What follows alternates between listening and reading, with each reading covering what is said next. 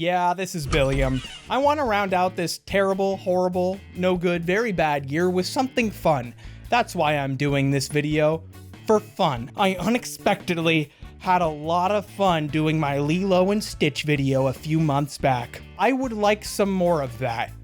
More fun, please. So let's talk about a show I was reminded of because of a crossover with Lilo and Stitch, American Dragon, Jake Long. Originally airing on Disney Channel, the show's titular Jake Long, is a young teenager who has recently discovered he has the power to transform into a dragon, a power passed down from his mom's side of the family, which skips every generation. I'm so sorry. That must really suck for you. Trained by his grandfather Lao Shi, Jake undergoes dragon training to master his dragon skills so he can effectively hold the title of the first American dragon. Nationwide guardianship roles given to appointed dragons in different nations around the world to protect the secret magical communities which covertly exist alongside our own, including Jake's hometown of New York City, while also protecting his secret identity from the regular nomad population. There's just a little, Fantastic Beast reference for the fans of you out there that I suppose I am statistically likely to have in my audience. So Jake must balance his responsibilities as a student, family member, friend, and magical guardian while learning that lessons taken from one aspect of his life could help him out in another. When I think of American Dragon Jake Long, I remember really enjoying it as a kid, but I also thought it was really odd that it was so much like Danny Phantom on Nickelodeon and The Life and Times of Juniper Lee on Cartoon Network, two other shows that also starred magical superheroes who had a secret identity and were teenagers. Like the Spider-Man thing, which if we're trying to figure out which one copied which, it's Spider-Man. They all copied Spider-Man, and Buffy did it too. It's okay that three separate people were doing this at the same time. As a kid, I liked it enough at first, but then I grew to really like it, and watching it again now, I still really like it. So let's revisit American Dragon, because he's the Mac Daddy Dragon of the NYC. You heard? Big thanks to ExpressVPN for sponsoring this video. Go to expressvpn.com/Billiam to get 3 months free. Surfing the internet without encrypting your data is just inviting people to steal your data. Whether it's a hacker or your ISP, you gotta use ExpressVPN. A VPN is a virtual private network, which creates a secure tunnel between your device and the internet, preventing sites and even your internet service provider from stealing your data. Hey, it's me, Scary Hacker. I'm at a public cafe. I'm gonna steal your data. No, you're not.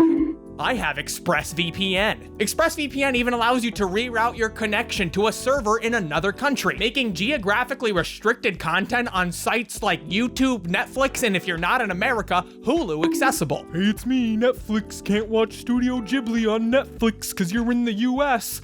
I'm in the UK.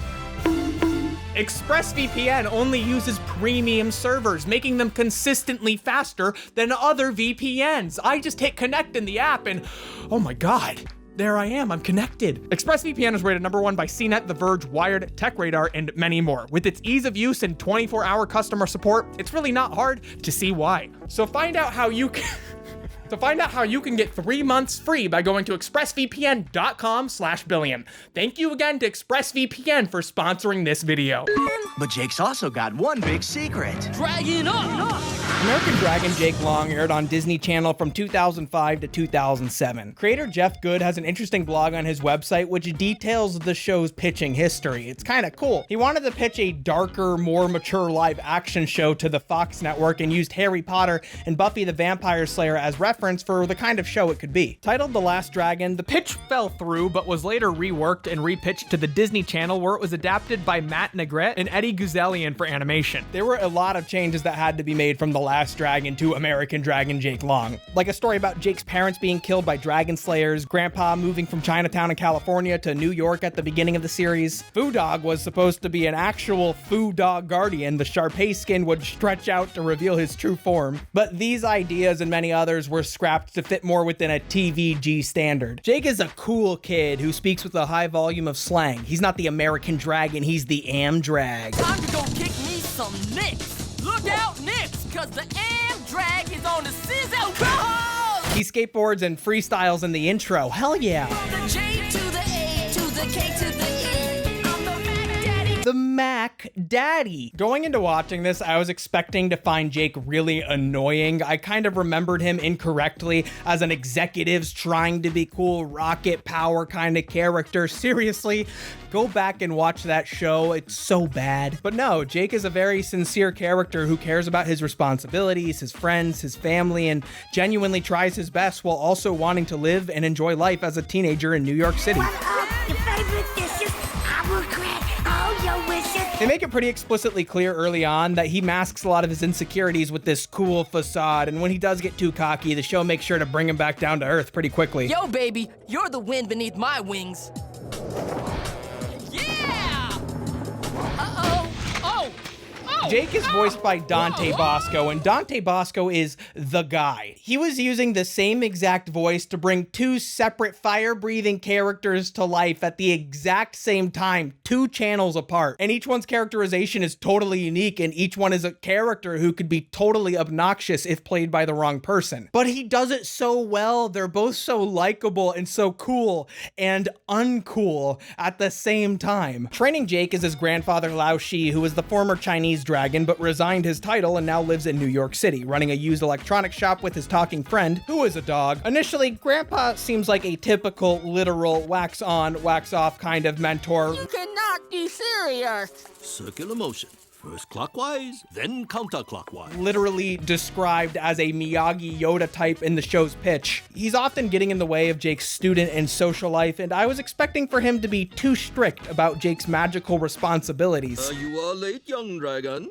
Say what? By like 3 seconds. 3 seconds or 3 hours. Late is late. And expecting him to have a Friends Matter 2 arc where he slowly softens on the issue. But no, early on, he tells Jake he understands the importance of maintaining good friendships and how that responsibility is important too. Well done, young one. Look, I know what you're gonna say. I totally picked the wrong road. You may have picked the wrong road for the American dragon, but you picked the right road for a friend. Fudog is a street-smart Sharpei with a sprinkle of degenerate in him. He's always saying goofy, wacky things, but he's a loyal, albeit sometimes irresponsible friend. He's kind of... That's his deal. He does illegal things, and he's... Hey, What's in this one? kid, don't! That's one of my personal journals. I'll just keep that handy for later. The eclipse only lasts a couple hours. Kind of like most of my romantic attachments. Fudog is played by John DiMaggio. This man can entertain me with nothing but noise.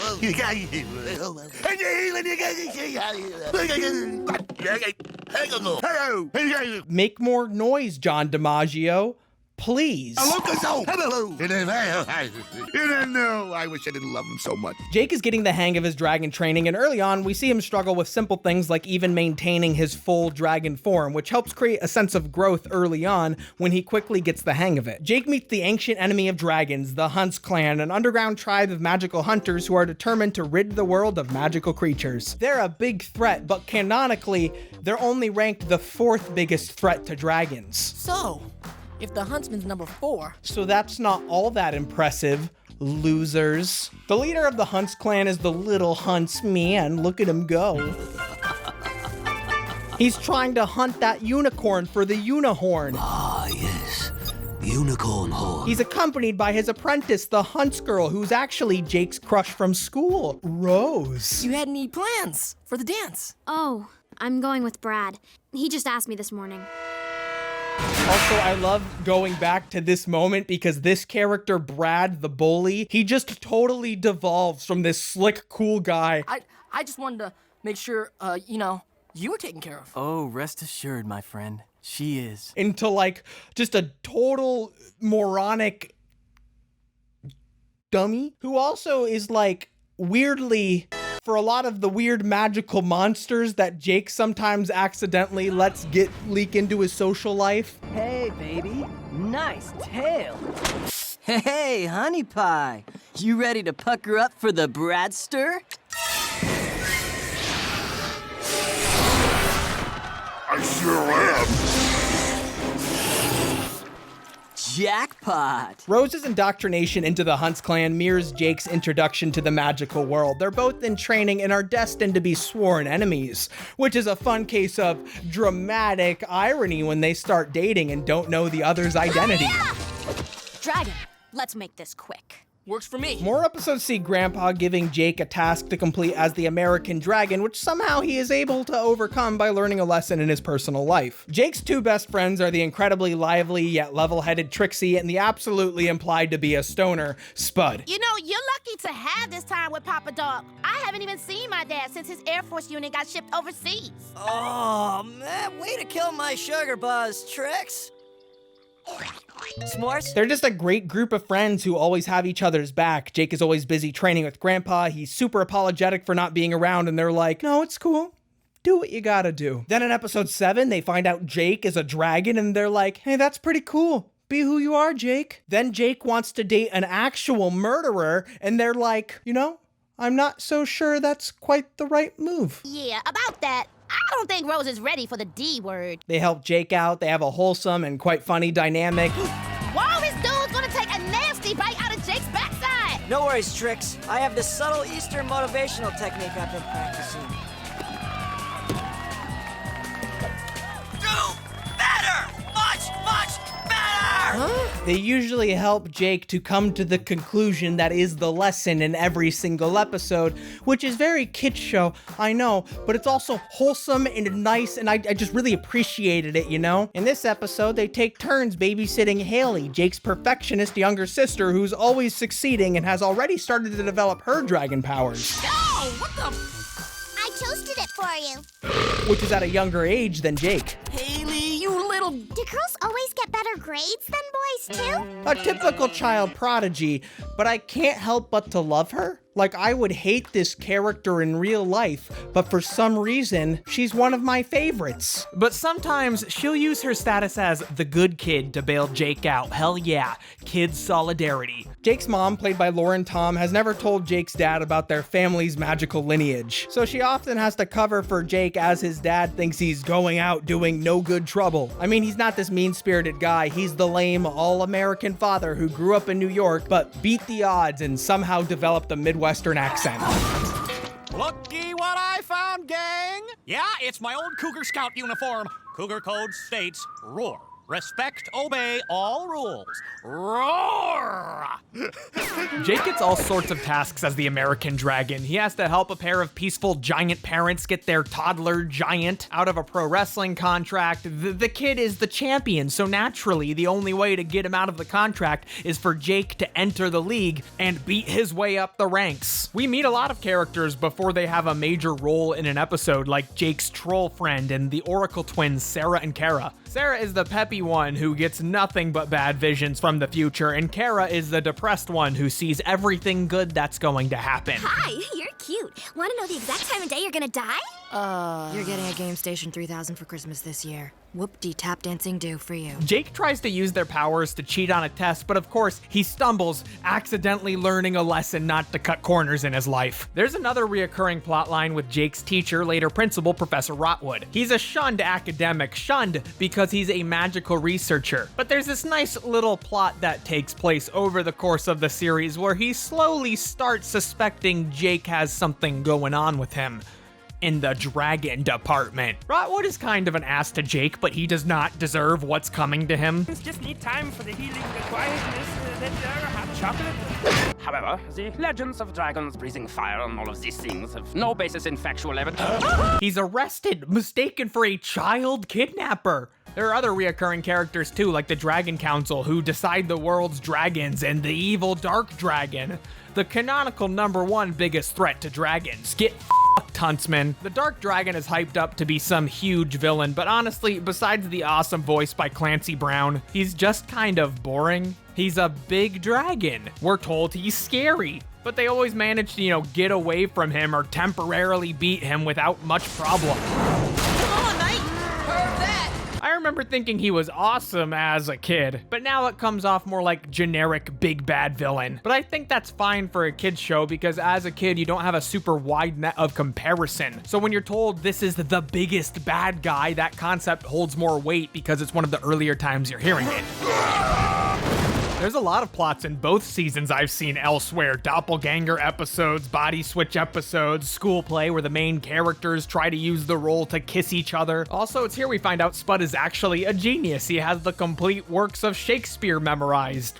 casually, which just convinces me more of his inebriated state of sobriety. While there is an overarching story in American Dragon, episode to episode, it's not really serialized. But it's cool, because there's reoccurring plot elements, and because there's continuity, this is a world that can continue to grow and to change, despite, you not having to had watched every single episode to understand what's going on. There are character dynamic shifts, which happen every few episodes. Trixie and Spud discovered Jake is a dragon. And in the most heartbreaking moment in middle school drama history, Jake discovers Rose is the Hunts girl. What will he do? Is the seat taken? Oh no, the relationship flashback. They've been through so much together. Oh, they just gotta make it hurt. He dumps her. Sorry. It is. Holy sh**. Brutal. Oh my god, I never expected a romantic story about 7th graders to have so much stakes. At the end of the season, Rose discovers Jake is the American Dragon, something he reveals to her in an attempt to prevent her from slaying him during her final task to be indoctrinated as a proper Hunts Clan member. She lets him go at the end of season 1. Whoa, huge cliffhanger. Sorry. It is. His little head turn. It's just so melodramatic. I love it. Watching the show now, I find the overarching romance between Jake and Rose just to be an interesting way to change the dynamics amongst the characters. But as a kid, this had huge stakes. It was the bomb of all bombs in children's fantasy animated comedy dramas. I was surprised this show was in 16:9 widescreen. That's the video that's like a rectangle, like a graham cracker. I mean, when this show came out, most people owned 4:3 CRT TVs. But Disney was really forward thinking in that regard. This looks like it can be new. Well, at least I was in the middle of writing. This looks like it could be new, and then I saw Jake's transformation sequence for the first time. Oh my, the fire graphics, the warping, the transitions, the 3D emblem. Oh my god, are you kidding me? Disney thought a lot about how people watch at home. So with some of their feature films, they experimented with the unique aspect ratio called family-friendly widescreen that would have shorter black bars on a 4:3 screen than standard widescreen. This is something cool I also noticed with Lilo and Stitch. Despite the fact that many of their shows at this time were animated in widescreen, if you crop the image, you miss absolutely no vital information. Talking slowly now, so you can kind of see what I am talking about. By all accounts, season 1 of American Dragon was a big success, but at the beginning of season 2, Disney brought in Kim Possible director Steve Lauder, moving on from the recently canceled, very successful Kim Possible, was brought in as the new director for season 2. There was a new cover for the intro by the Jonas Brothers, and controversially, a brand new art design. Yo, people are asking me, what's new about American Dragon this year? Hello, new body. And the Spudster's still the ladies' man. What's up? She probably didn't see me. Some say it was to cut costs, but I've also read that Lauder hated the original art direction, so I do not know which one is true. However, during production of season 2, Disney decided it might not be such a bad idea to renew the highly successful Kim Possible, which they previously had considered canceling because it was so successful and the creative team wanted to keep making it. So Lauder left as director, but stayed on as a producer, and Nick Filippi, who also did work on Kim Possible directing, was brought on to replace him. I have to admit, as a kid, I kind of liked season 1 of American Dragon, but I actually thought it looked too juvenile. That's what I thought as a kid. And when they changed the art style, I really got into it. I don't dislike it so much now, but I still like season 2's better. I like the sharper edges, and I think Jake can sometimes look pretty slick zipping around in his more slender, more Chinese-like dragon form. And I love the new rendition of the theme by the Jonas Brothers. The older one was a bit more gruff, but I think the younger pop sound works a lot better here.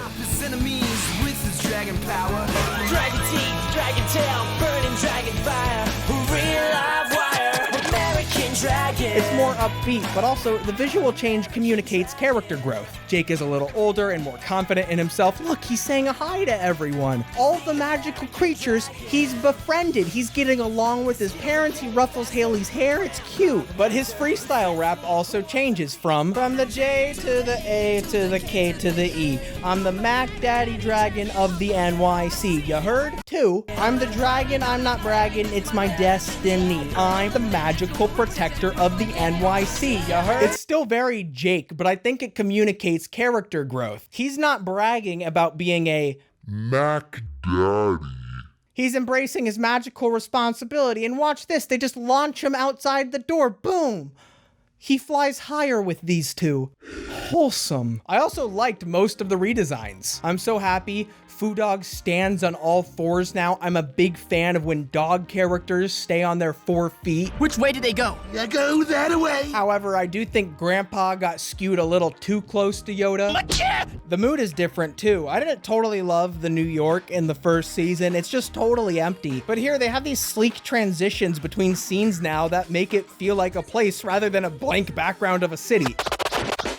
Also, they don't always fill the quiet space like they did in season 1. There's breathing room, and the hyper-saturated early digital coloring is toned down a bit, giving the show a more mature feeling without giving up any of its zany, silly elements. It's still just as silly despite having a cooler look in my opinion. I mean, I like Jake's more slender dragon form. He zips around instead of looking like the weird buff superhero dinosaur man. I think it makes for a lot more dynamic action when they use it right. Season 2 also introduces several season-long arcs. Just like season 1, we find out more about Rose's past with the Hunts clan. The Huntsman is searching for 13 magical skulls, which will grant him a wish to destroy all magical creatures. Jake's new home ec teacher, introduced at the beginning of the season, is revealed to be the Korean dragon, who has come to the United States to train Hayley, whose dragon powers make her a formidable rival to Jake now. Season 2 also has a lot of great standalone episodes. We're introduced to the Gorgon sisters, Medusa, Fury, and Uriel, I think. Before Jake sees Rose again, he tries to capture the poison of an interdimensional demon called the Krylock to make a portal which will take him to see Rose. Spud gets bit by a frog and becomes a were-frog. Everyone tries to convince him to lay low, but he uses his new frog powers to become popular at school, which he revels in,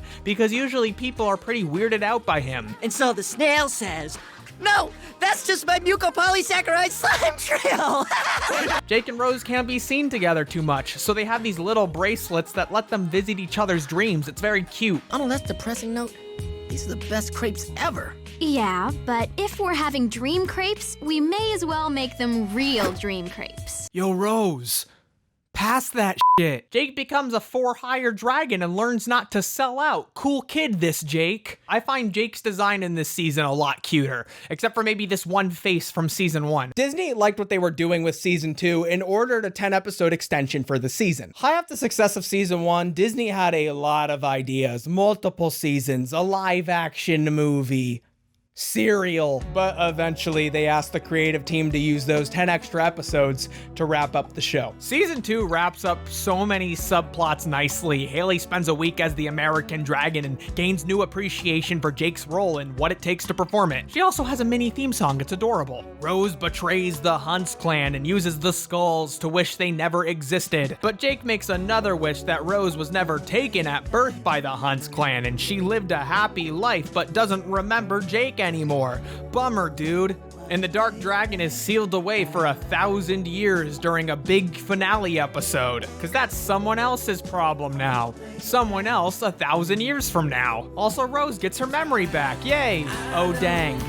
Look at that, she missed her short king. I think American Dragon is cool because looking back on it, it's just really respectable for what it is. It's a very entertaining episodic show that has a great cast of characters and often very funny jokes. Going back and looking, it's cool Disney Channel had so many diverse shows on at all one time and how totally normalized it was. It's cool that the American Dragon is a second-generation half-Chinese teenager whose grandfather is alive, well, and very present in his upbringing. I was happy when I look up some of the cultural references in this show and find out they're legit. They kept a cultural consultant on staff, which is so cool. The show is cool, who knew? It's not too often when a show could end in a satisfying way and also not drag on for too long. It didn't drag on for too long. It American drag on. Jake Long. Think about it. Good show. So happy holidays. Happy New Year's. If your birthday happens between now and the next video, happy that. Anniversaries, you name it. Goodbye 2020. I'll see you next year. So anyways, I'm tired. I'm a little less stressed. I'm gonna go get some sleep.